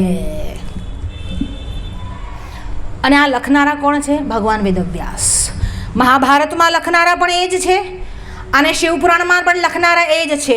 ભગવાન શિવજીના સહસ્રનામમાં વિષ્ણુનું નામ અને વિષ્ણુના સહસ્રનામમાં શિવનું નામ. આપણે ત્યાં પંઢરપુરમાં એક ભક્ત થયા અને આ ભક્ત હતા સુનાર એટલે સોની હતા. એમનું નામ છે નરહરિ સુનાર. હવે આ જે સોની હતા ને એ ભગવાન શંકરના પરમ ભક્ત હતા. એટલા બધા ભક્ત હતા કે ભગવાન વિષ્ણુના મંદિરમાં પણ ન જાય એવી કટ્ટરતા એમનામાં હતી. પણ ભગવાન શંકર માટે અદ્ભુત એવો પ્રેમ હતો. ભગવાન શંકરમાં આવો પ્રેમ હતો અને સોનીનો વ્યાપાર કરતા હતા. પંઢરીનાથના મંદિરમાંથી કેટલાક લોકો આવ્યા અને કહ્યું, અમારે પંઢરીનાથનો સોનાનો કંદોરો બનાવવાનો છે અને તમારે એ બનાવવાનો છે, તમારા જેવો કોઈ ઘડતર કરી જ ના શકે. એને કહ્યું બનાવો, પણ શરત એક, હું મંદિરમાં નહીં આવું, માપ નહીં લઉં આવીને, હું ભગવાન શંકર સિવાય કોઈના મંદિરમાં જતો જ નથી. તો કહે છે ભલે, જેવી આપની છે, પણ કંદોરો તમારે જ બનાવવાનો છે. અને આમ બનાવ્યો કંદોરો, સુંદર એવો કંદોરો તૈયાર કર્યો. આ બધા અર્ચકો હતા એ ગયા અને ભગવાનને પહેરાવ્યો. ભગવાનને પહેરાવ્યો એટલે કંદોરો મોટો પડ્યો. પાછા લાવ્યા અને પછી કહ્યું આ તો મોટો પડે છે. ફરી બનાવ્યો, પછી પહેરાવ્યો તો નાનો પડ્યો. તો કહ્યું આ તો નાનો પડે છે. ફરી મોટો બનાવ્યો, 2 આંગળ મોટો બનાવો. ફરી 2 આંગળ મોટો બનાવ્યો, ગયા, આ તો મોટો પડે છે. ફરી નાનો, ફરી મોટો, ફરી નાનો, ફરી મોટો, આમ 5 થી 7 વાર થયું. અને હવે બધા કંટાળ્યા. એક કામ કરને ભાઈ, તું આવીને તું જ માપ લઈ જા ને તો બરાબર કંદોરો બને. એટલે કહ્યું માપ તો લઈશ, પણ એક શરત છે. તો કે કઈ શરત છે? આંખે પાટી બાંધીને આવીશ, પટ્ટી બાંધીને આવીશ, પણ હું તારા પંઢરીનાથના દર્શન તો નહીં જ કરું. ભલે, જેવી તારી ઈચ્છા. આંખે પાટા બાંધીને આવો. આંખે પાટા બાંધ્યા અને પંઢરીનાથના મંદિરમાં પ્રવેશ કર્યો. અને ભગવાન વિષ્ણુ એટલે પંઢરીનાથના આમ સ્વરૂપને આમ હાથ લગાડે અને કમર તરફ હાથ જાય એ પહેલાં તો શું જોયું? ભજે પાંડુરંગમ, અને શિવલિંગ જ જોયું એને. અરે આ તો મારા ઈષ્ટદેવ ભગવાન શંકર છે. અને જેવી આંખેથી પાટા ખોલ્યા કે સામે પંઢરીનાથ.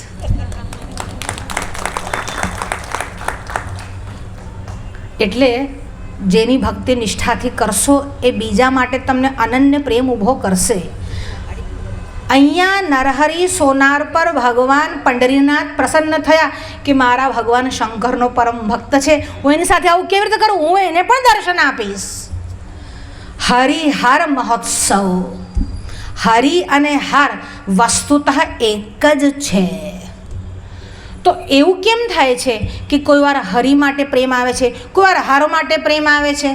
તો કહે છે બધાને બધી જ મૂર્તિઓ સારી લાગે કે બધી જ મૂર્તિઓ માટે આકર્ષણ થાય એવું ન થાય. કોઈ દેવીના ભક્ત હોય, કોઈ ગણેશના ભક્ત હોય, કોઈ સૂર્યનારાયણના ભક્ત હોય, કોઈ ભગવાન કૃષ્ણ ભગવાન શંકરના ભક્ત હોય, કોઈની પણ ભક્તિ કરો પણ બધા માટે સમાદર રાખો. તમારા ઈષ્ટ જે પણ હોય, મારા ભગવાન શંકર ઈષ્ટ છે તો હું એમને વચ્ચે પધરાવીશ, પણ આજુબાજુ 4 રાખીશ અને બધામાં એક જ ભાવ જોઈશ.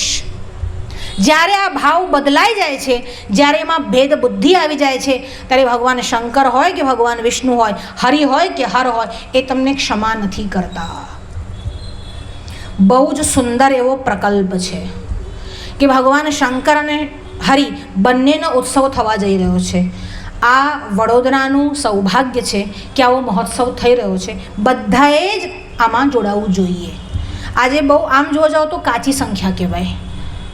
આટલો મોટો મહોત્સવ છે, એના વિશે સમજવાનું છે. ઘણા બધા લોકોએ આવવાની આવશ્યકતા હતી. 21 થી 24 તારીખ એટલે 4 દિવસ. આ 4 દિવસ કેમ રાખ્યા? કારણ કે 4 દિવસનો પ્રકલ્પ સક્સેસ થશે તો આગળ 7 દિવસ અમે રાખીશું, પણ એકવાર 4 દિવસ તો કરીએ. બીજું કે 4 વેદને ગણીને 4 દિવસ રાખ્યા, 4 દિશાઓને ગણીને 4 દિવસ રાખ્યા. એટલે 4 દિશાઓને અને 4 વેદને ગણી, 4 મઠને ગણીને 4 દિવસ રાખ્યા છે. આ 4 દિવસમાં પણ હરિ અને હર બંનેની એકતા સધાય. એકતા છે જ તો સાધવાની કેમ છે? અભેદ દૃષ્ટિ વિકસે એ આવશ્યક છે. જ્યાં સુધી અભેદ દર્શન નહીં થાય ત્યાં સુધી એનો સાચો સાર, એનો સાચો પાર નહીં પામી શકો. ભગવાન શ્રી કૃષ્ણ વારંવાર ભગવાન શિવજીનું પૂજન કરે છે. શિવજી વારંવાર શ્રી કૃષ્ણને જોવા, શ્રી રામને જોવા માટે આવે છે. વસ્તુતઃ એક જ સ્વરૂપ છે, ભિન્ન ભિન્ન રૂપ લઈને આવે છે. જ્યારે એમને ઈચ્છા થાય સર્જન કરું ત્યારે એ જ બ્રહ્મા છે, ઈચ્છા થાય પાલન કરું ત્યારે એ જ વિષ્ણુ છે, ઈચ્છા થાય સંહાર કરું ત્યારે એ જ ભગવાન શંકર છે. વસ્તુતઃ આમાં કોઈ ભેદ નથી અને ભેદ જોવાનો પણ નથી. બહુ સુંદર રીતે.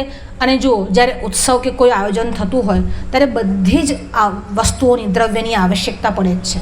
અહીંયા બહુ સરસ એક પ્રકલ્પ થઈ રહ્યો છે કે તુલસીથી ભગવાન શંકરનું યજન અને શાલગ્રામનું પણ યજન. શંકર અને શાલગ્રામ અહીંયા એક જ છે એવું સમજી લો. તો તુલસીથી ભગવાન શંકરનું યજન થાય છે અને આપણે પહેલાં પણ કરેલું છે. અને તુલસી શાલગ્રામને તો અતિશય પ્રિય છે જ, એટલે તુલસી સાથે અક્ષત લેવાના. અક્ષત વગર તુલસી ચડાવવાના નહીં ભગવાન શંકર પર. પણ શાલગ્રામ પર અક્ષત ન ચડે તો શું કરવાનું? તુલસી સાથે કાળા તલ લેવાના. બાકી તમે તુલસી અને અક્ષત લઈ શક્યા હોત, પણ શાલગ્રામ પર અક્ષત નહીં અને અક્ષત વગર તુલસી નહીં, તો અક્ષત સાથે કાળા તલ લેવાના અને પછી શિવ પૂજન શાલગ્રામ પૂજન એક સાથે થઈ શકશે. તુલસી પૂજનનું શું મહાત્મ્ય છે? જો ભગવાન શંકર પર અક્ષત સાથે તુલસી ચડાવે છે તો સમૃદ્ધિ એટલે ધનની પ્રાપ્તિ થાય છે. પછી અર્ક પુષ્પોનું અર્ચન છે. અર્ક પુષ્પ તમને શું આપે છે? અર્ક પુષ્પ પણ લક્ષ્મી અને વિસ્તાર આપે છે. ધતુરાનું જે પુષ્પ છે એ તમને પુત્રની પ્રાપ્તિ કરાવે છે. ભગવાન શંકર પર ઘીની ધારા થાય તો તમારી વંશ વૃદ્ધિ થાય છે. ભગવાન શંકર પર મધુ એટલે મધની ધારા થાય તો તમને આરોગ્યની પ્રાપ્તિ થાય છે. ભગવાન શંકર પર દૂધની સાથે સાથે શર્કરાની ધારા થાય તો તમને વિદ્યાની પ્રાપ્તિ થાય છે.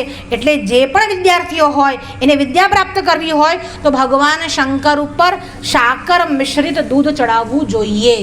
પણ ક્યાં સુધી? 10 વાગ્યા પહેલાં શ્રૃંગાર ના થાય ત્યાં સુધી. શ્રૃંગાર થયા પછી આવીને આખું ઉલડવાની જરૂર નહીં. શ્રૃંગાર બગાડવાની જરૂર નથી. શ્રૃંગાર ન થાય ત્યાં સુધી આ કરવું જોઈએ. ભગવાન શંકર પર લક્ષ્મી કમળ ચડાવવાથી પણ લક્ષ્મીની પ્રાપ્તિ થાય છે. તમારી દરેક મનોકામના પૂર્ણ થાય છે અને કાર્યસિદ્ધિ પણ થાય છે. ભગવાન શંકર અને શિવજીનું પૂજન, શિવજી અને હરિનું પૂજન. જો શાલગ્રામ તો પ્રણામથી જ પ્રસન્ન થાય છે. શાલગ્રામના પૂજનમાં બધાને આગ્રહ ન રાખવો અને ન રાખવા દેવો. શાલગ્રામ શિલાનો સ્પર્શ બને ત્યાં સુધી માતાઓ ન કરે એવી વ્યવસ્થા કરવી જોઈએ. બ્રહ્મેશ્વરનું પૂજન કરશે તો ચાલશે, એમાં જ શાલગ્રામની કલ્પના કરીને પૂજન કરશે તો ચાલશે, પણ સીધો શાલગ્રામનો સ્પર્શ માતાઓ ન કરે તો વધારે સારું. આમ તો જે તમારા બ્રાહ્મણ હોય એ જ શાલગ્રામ પૂજન કરે એ ઉત્તમ છે. શાલગ્રામ પૂજનના વિધાન છે. શાલગ્રામની ક્યારેય પણ પ્રતિષ્ઠા થતી નથી. શાલગ્રામના 100 ટુકડા થઈ જાય તો પણ એ પ્રતિષ્ઠિત છે અને પૂજનીય છે. અને નર્મદેશ્વરનું પણ પ્રતિષ્ઠા થતી નથી. નર્મદેશ્વર પણ પ્રતિષ્ઠિત જ છે, પણ શાલગ્રામની પૂજનમાં દરેકને અધિકાર હોતો નથી. એટલે ઉતાવળ કરીને પૂજન કરવા જવું નહીં. શિવજીનું પૂજન કરવું એ પણ શુદ્ધ થઈ, પવિત્ર થઈ, ધોયેલા વસ્ત્રો પહેરી અશૌચ અવસ્થામાં હોય ત્યારે ન કરવું. તમારે ત્યાં વૃદ્ધિ સૂતક હોય તો ન કરવું, મૃત્યુ સૂતક હોય તો ન કરવું, કોઈને જન્મ થયો રજસ્વાલા અવસ્થા હોય તો ન કરવું, રજસ્વાલાના પતિએ પણ ન કરવું. આ બધા નિયમોનું પાલન કરવું અને પછી જ કોઈ પ્રકલ્પમાં જાઓ. અમને કેમ અધિકાર નહીં, કેમ અધિકાર નહીં, એ અધિકારની પીપોળી વગાડવાની નહીં. આ સબરીમાલામાં જે થયું, અમને અધિકાર કેમ નહીં, અધિકાર કેમ નહીં. નાસિકમાં ત્રંબકેશ્વરમાં થયું, અમને અધિકાર કેમ નહીં, અમને અધિકાર કેમ નહીં. જેમાં અધિકાર છે કરો છો પૂજા એની. ભગવાન શિવલિંગને ઘરમાં પધરાવી એના પૂજન કરવાનો અધિકાર છે. કર્યું છે પૂજન? ના. ઘરમાં શિવલિંગ નહીં, બસ મંદિરમાં જ ઘૂસી જવું છું બધાને જ. તો મંદિરની વ્યવસ્થા બગાડવા માટે મંદિરમાં ઘૂસવાનું નહીં. હા, મંદિરમાં અનુમતિ હોય તો ભલે જાઓ, એ પણ પેન્ટ પહેરીને મારે ઘૂસી જવું છે એ ચાલશે નહીં. તમારી ઈચ્છા હોય તો તમે બરમુડો પહેરીને જાઓ, ઓફિસમાં મળવા નેતા હોય તો ચાલે છે. તમારે કલેક્ટરની ઓફિસમાં જવું ને બરમુડો પહેરીને ઘૂસી જવું તો ચાલે? તમારે ત્યાં મોટી મિટિંગ છે ને બરમુડો પહેરીને ઘૂસી જાવ તો ચાલે અંદર? નહીં ચાલે. તો ભગવાન શંકરના મંદિરમાં જીન્સનું પેન્ટ પહેરીને કેવી રીતે અવાય? સવારથી એકનો એક ડ્રેસ પહેરેલો છે, એ જ પહેરીને આખા ગામમાં ભટકી આવ્યા છો, પછી એ ડ્રેસ પહેરીને અંદર ભગવાન શંકરના મંદિરમાં કેમ ચાલે? પવિત્રતા વગર કોઈને પણ અંદર આવવા દેશો નહીં. અને જે આવવાની જીદ કરીને ધક્કો મારીને બહાર કાઢી દો, આવા દેશો તો તમને પાપ લાગશે. એમનું તો કલ્યાણ થવાનું નથી, પણ તમને પાપ લાગશે અલગ. એટલા માટે એવી જીદ ન કરો. ભગવાન શંકરના શિવલિંગના દર્શનનું જે પુણ્ય છે એ જ પુણ્ય બ્રહ્મેશ્વરની ધ્વજાના દર્શનનું પણ છે. બહુ દુરાગ્રહ છે કે મારે તો ભગવાનના દર્શન વગર પાણી જ નથી પીવું. અને જો અશૌચ અવસ્થા છે તો ભગવાનના ધ્વજાની દર્શન કરો. ધ્વજા એટલા માટે જ લગાવી છે, આ શિખર એટલા માટે જ છે. પણ એવો દુરાગ્રહ રાખશો નહીં કે બધા અંદર જ ઘૂસી જાય. બેલ્ટ પહેરીને, જૂતા પહેરીને, મોજા પહેરીને, આખા ગામમાં ભટકીને, બધાને સ્પર્શ કરીને મંદિરમાં જવાય નહીં. સ્નાન કરી આમ હું એવું કહેવું અઘરું છે, સનાતની છે, પંચાયતન પૂજનમાં માનીએ જ છે, પણ વૈષ્ણવોની આ વાત શીખવા જેવી છે. આમ પગ આમ હંકોરતા જ ચાલે, પણ જરૂરી છે. શું કરવા બધા જ સ્પર્શ કરે એ જરૂરી પણ છે. અને સ્પર્શ કરવાથી જ મુક્તિ મળી જશે એવું છે નહીં. આ તમને હિરણ્યકશ્યપ ને પ્રહલાદની કથા બધાને ખબર છે. પ્રહલાદનો સ્પર્શ જે કરતો ને એ બધા જ ભગવાનનું ભજન કરવા લાગતો. આ હિરણ્યકશ્યપે પ્રહલાદનો હાથ પકડ્યો અને બેસાડ્યો અને પૂછ્યું, બોલ કહા હે તેરા રામ. પણ હિરણ્યકશ્યપને કરંટ લાગ્યો નહીં. કેમ? પહેલેથી જ ઉડેલો બલ્બ હતો. એટલે ઉડેલા બલ્બ જઈને સીધા બ્રહ્મેશ્વરને ભેટશે તોય કશું થવાનું છે નહીં. એટલે ઉડેલા બલ્બ ન બનો, એની માન મર્યાદા પવિત્રતા જાળવો. ગમે તે આવીને અંદર મંદિરમાં ઘૂસી જાય યોગ્ય નથી. કોઈ પણ મંદિરમાં પૂજારીની આજ્ઞા વિના પ્રવેશ ન કરો. અને એક પેલો આપણને બહુ હોશ હોય, નેતાઓને સીધા અંદર ઘૂસાઈ દેશે. સૌથી પાપિયા નેતાઓ હોય છે. આખા ગામનું પાપ કરીને આવતા હોય છે, પછી એમને અંદર ઘૂસડશો જ નહીં. શ્રી કૃષ્ણને ઉપમન્યુએ એવું કહ્યું કે ભસ્મથી આખું શરીર ચોળ. આમને પહેલાં ભસ્મ લગાડો, અને ભસ્મ ના આવડે તો બહાર રાખોડો છે જ. એટલે ઉતાવળ કરશો નહીં. કોઈ પણ હોય, બધાને મંદિરમાં જવાની છૂટ હોતી નથી. એટલે ડમરૂન ત્રિશુલ લઈને ઊભા રહે ઠીક નહીં. તમારે જો જવું હોય તો પરંપરાથી જવું જોઈએ, શુદ્ધ પવિત્ર થઈને જવું જોઈએ, મંદિરની આમન્યા રાખીને જવું જોઈએ. અને આ મહોત્સવ છે એમાં મોટી સંખ્યામાં લોકો જોડાય. અને જોડાય એટલું જ નહીં, એમાં જે દ્રવ્ય યજ્ઞ થવાનો છે એમાં બધા ભાગ લે. અને ભાગ ક્યારે લેવાશે? જ્યારે તમે પણ એમાં સહભાગી બનશો. કેટલાક શ્રમદાન કરશે, કેટલાક જ્ઞાનદાન કરશે અને કેટલાક દ્રવ્યદાન કરશે. જુઓ, બધાના દાન અલગ અલગ, પણ ફળ બધાનું એક. આપણે ત્યાં વિશેષતા છે કે ફળમાં ભિન્નતા નથી. અંદર દર્શન કરનારનું ફળ પણ એ જ, અને ધ્વજાના દર્શન કરનારનું ફળ પણ એ જ. અત્યારે આપણે એ વિષયમાં નથી જતા કે અસ્પૃશ્ય શું છે, કે અંદર જવાની રોગ શું છે. પણ કોઈ દિવસ વિષય આવશે તો આપણે વાત કરીશું કે એવું નથી કે અંદર દર્શનનો જ વિશેષ મહિમા છે. એટલા માટે બહુ જ સુંદર આયોજન થઈ રહ્યું છે. વડોદરાવાસીઓને મારી અપીલ છે, મારો અનુરોધ છે કે બધા જ આમાં જોડાય અને એ ભૂલી જાય કે હું શૈવ છું કે વૈષ્ણવ છું. હું શૈવ પણ છું અને હું વૈષ્ણવ પણ છું. હું હરિ અને હર બંનેનો છું એમ વિચાર કરી અને બ્રહ્મેશ્વરની આ આયોજનમાં બધા જ હર્ષથી, પ્રેમથી, દ્રવ્યથી દાન આપી મન મૂકીને જોડાય. સર્વત્ર સુખિનઃ સંતુ, સર્વે સંતુ નિરામયા, સર્વે ભદ્રાણિ પશ્યન્તુ, મા કશ્ચિત દુઃખ ભાગ ભવેત. ઓમ શાંતિ શાંતિ શાંતિ. હર હર મહાદેવ હર.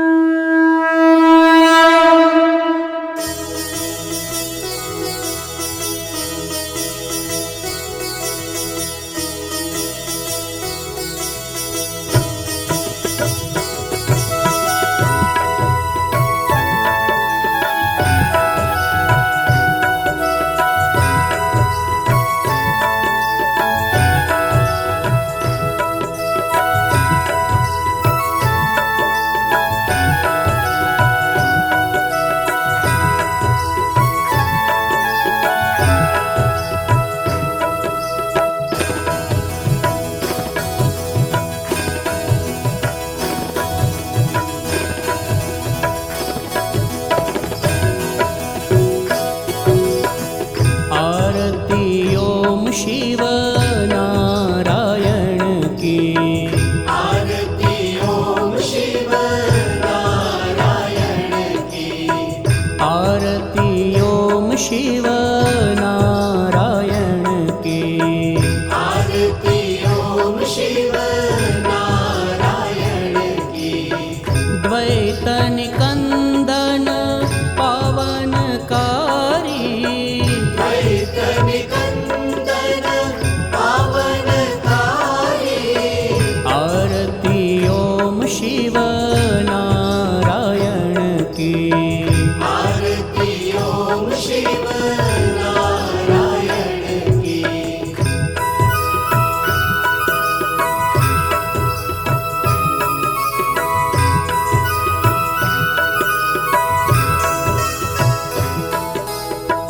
विधि वसिष्ठ अरु शक्ति पराशर व्यास देव शुक गौड़ प्रभु की। आरती ओम शिव नारायण की। आरती ओम शिव नारायण की।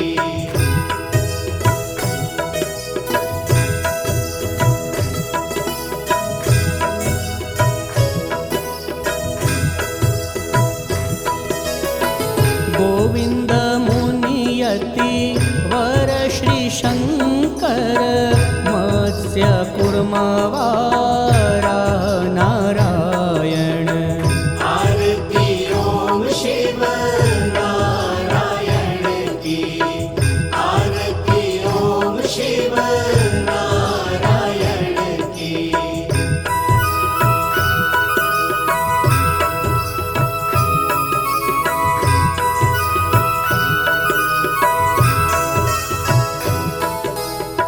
नरसिंह वामन भृगुनंदन की।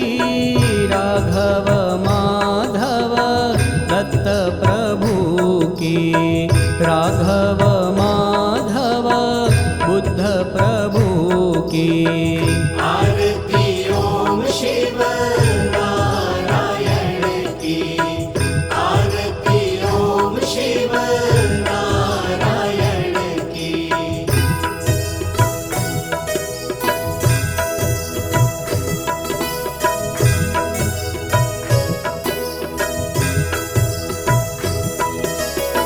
रमा उमा काली माँ शारद कली में पावन कल्कि प्रभु की।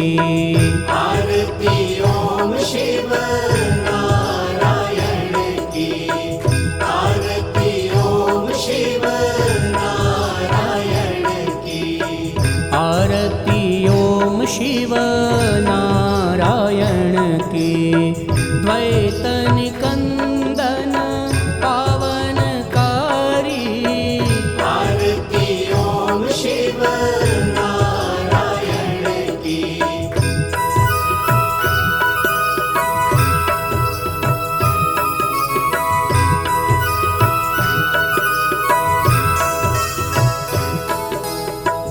आरती यह कोई प्रेम गावे।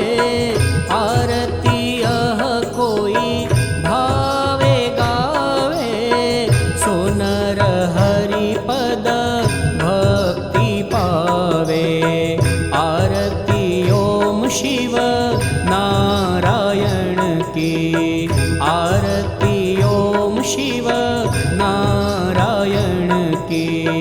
द्वैत निकंदन पावनकारी। आरती ओम शिव नारायण की।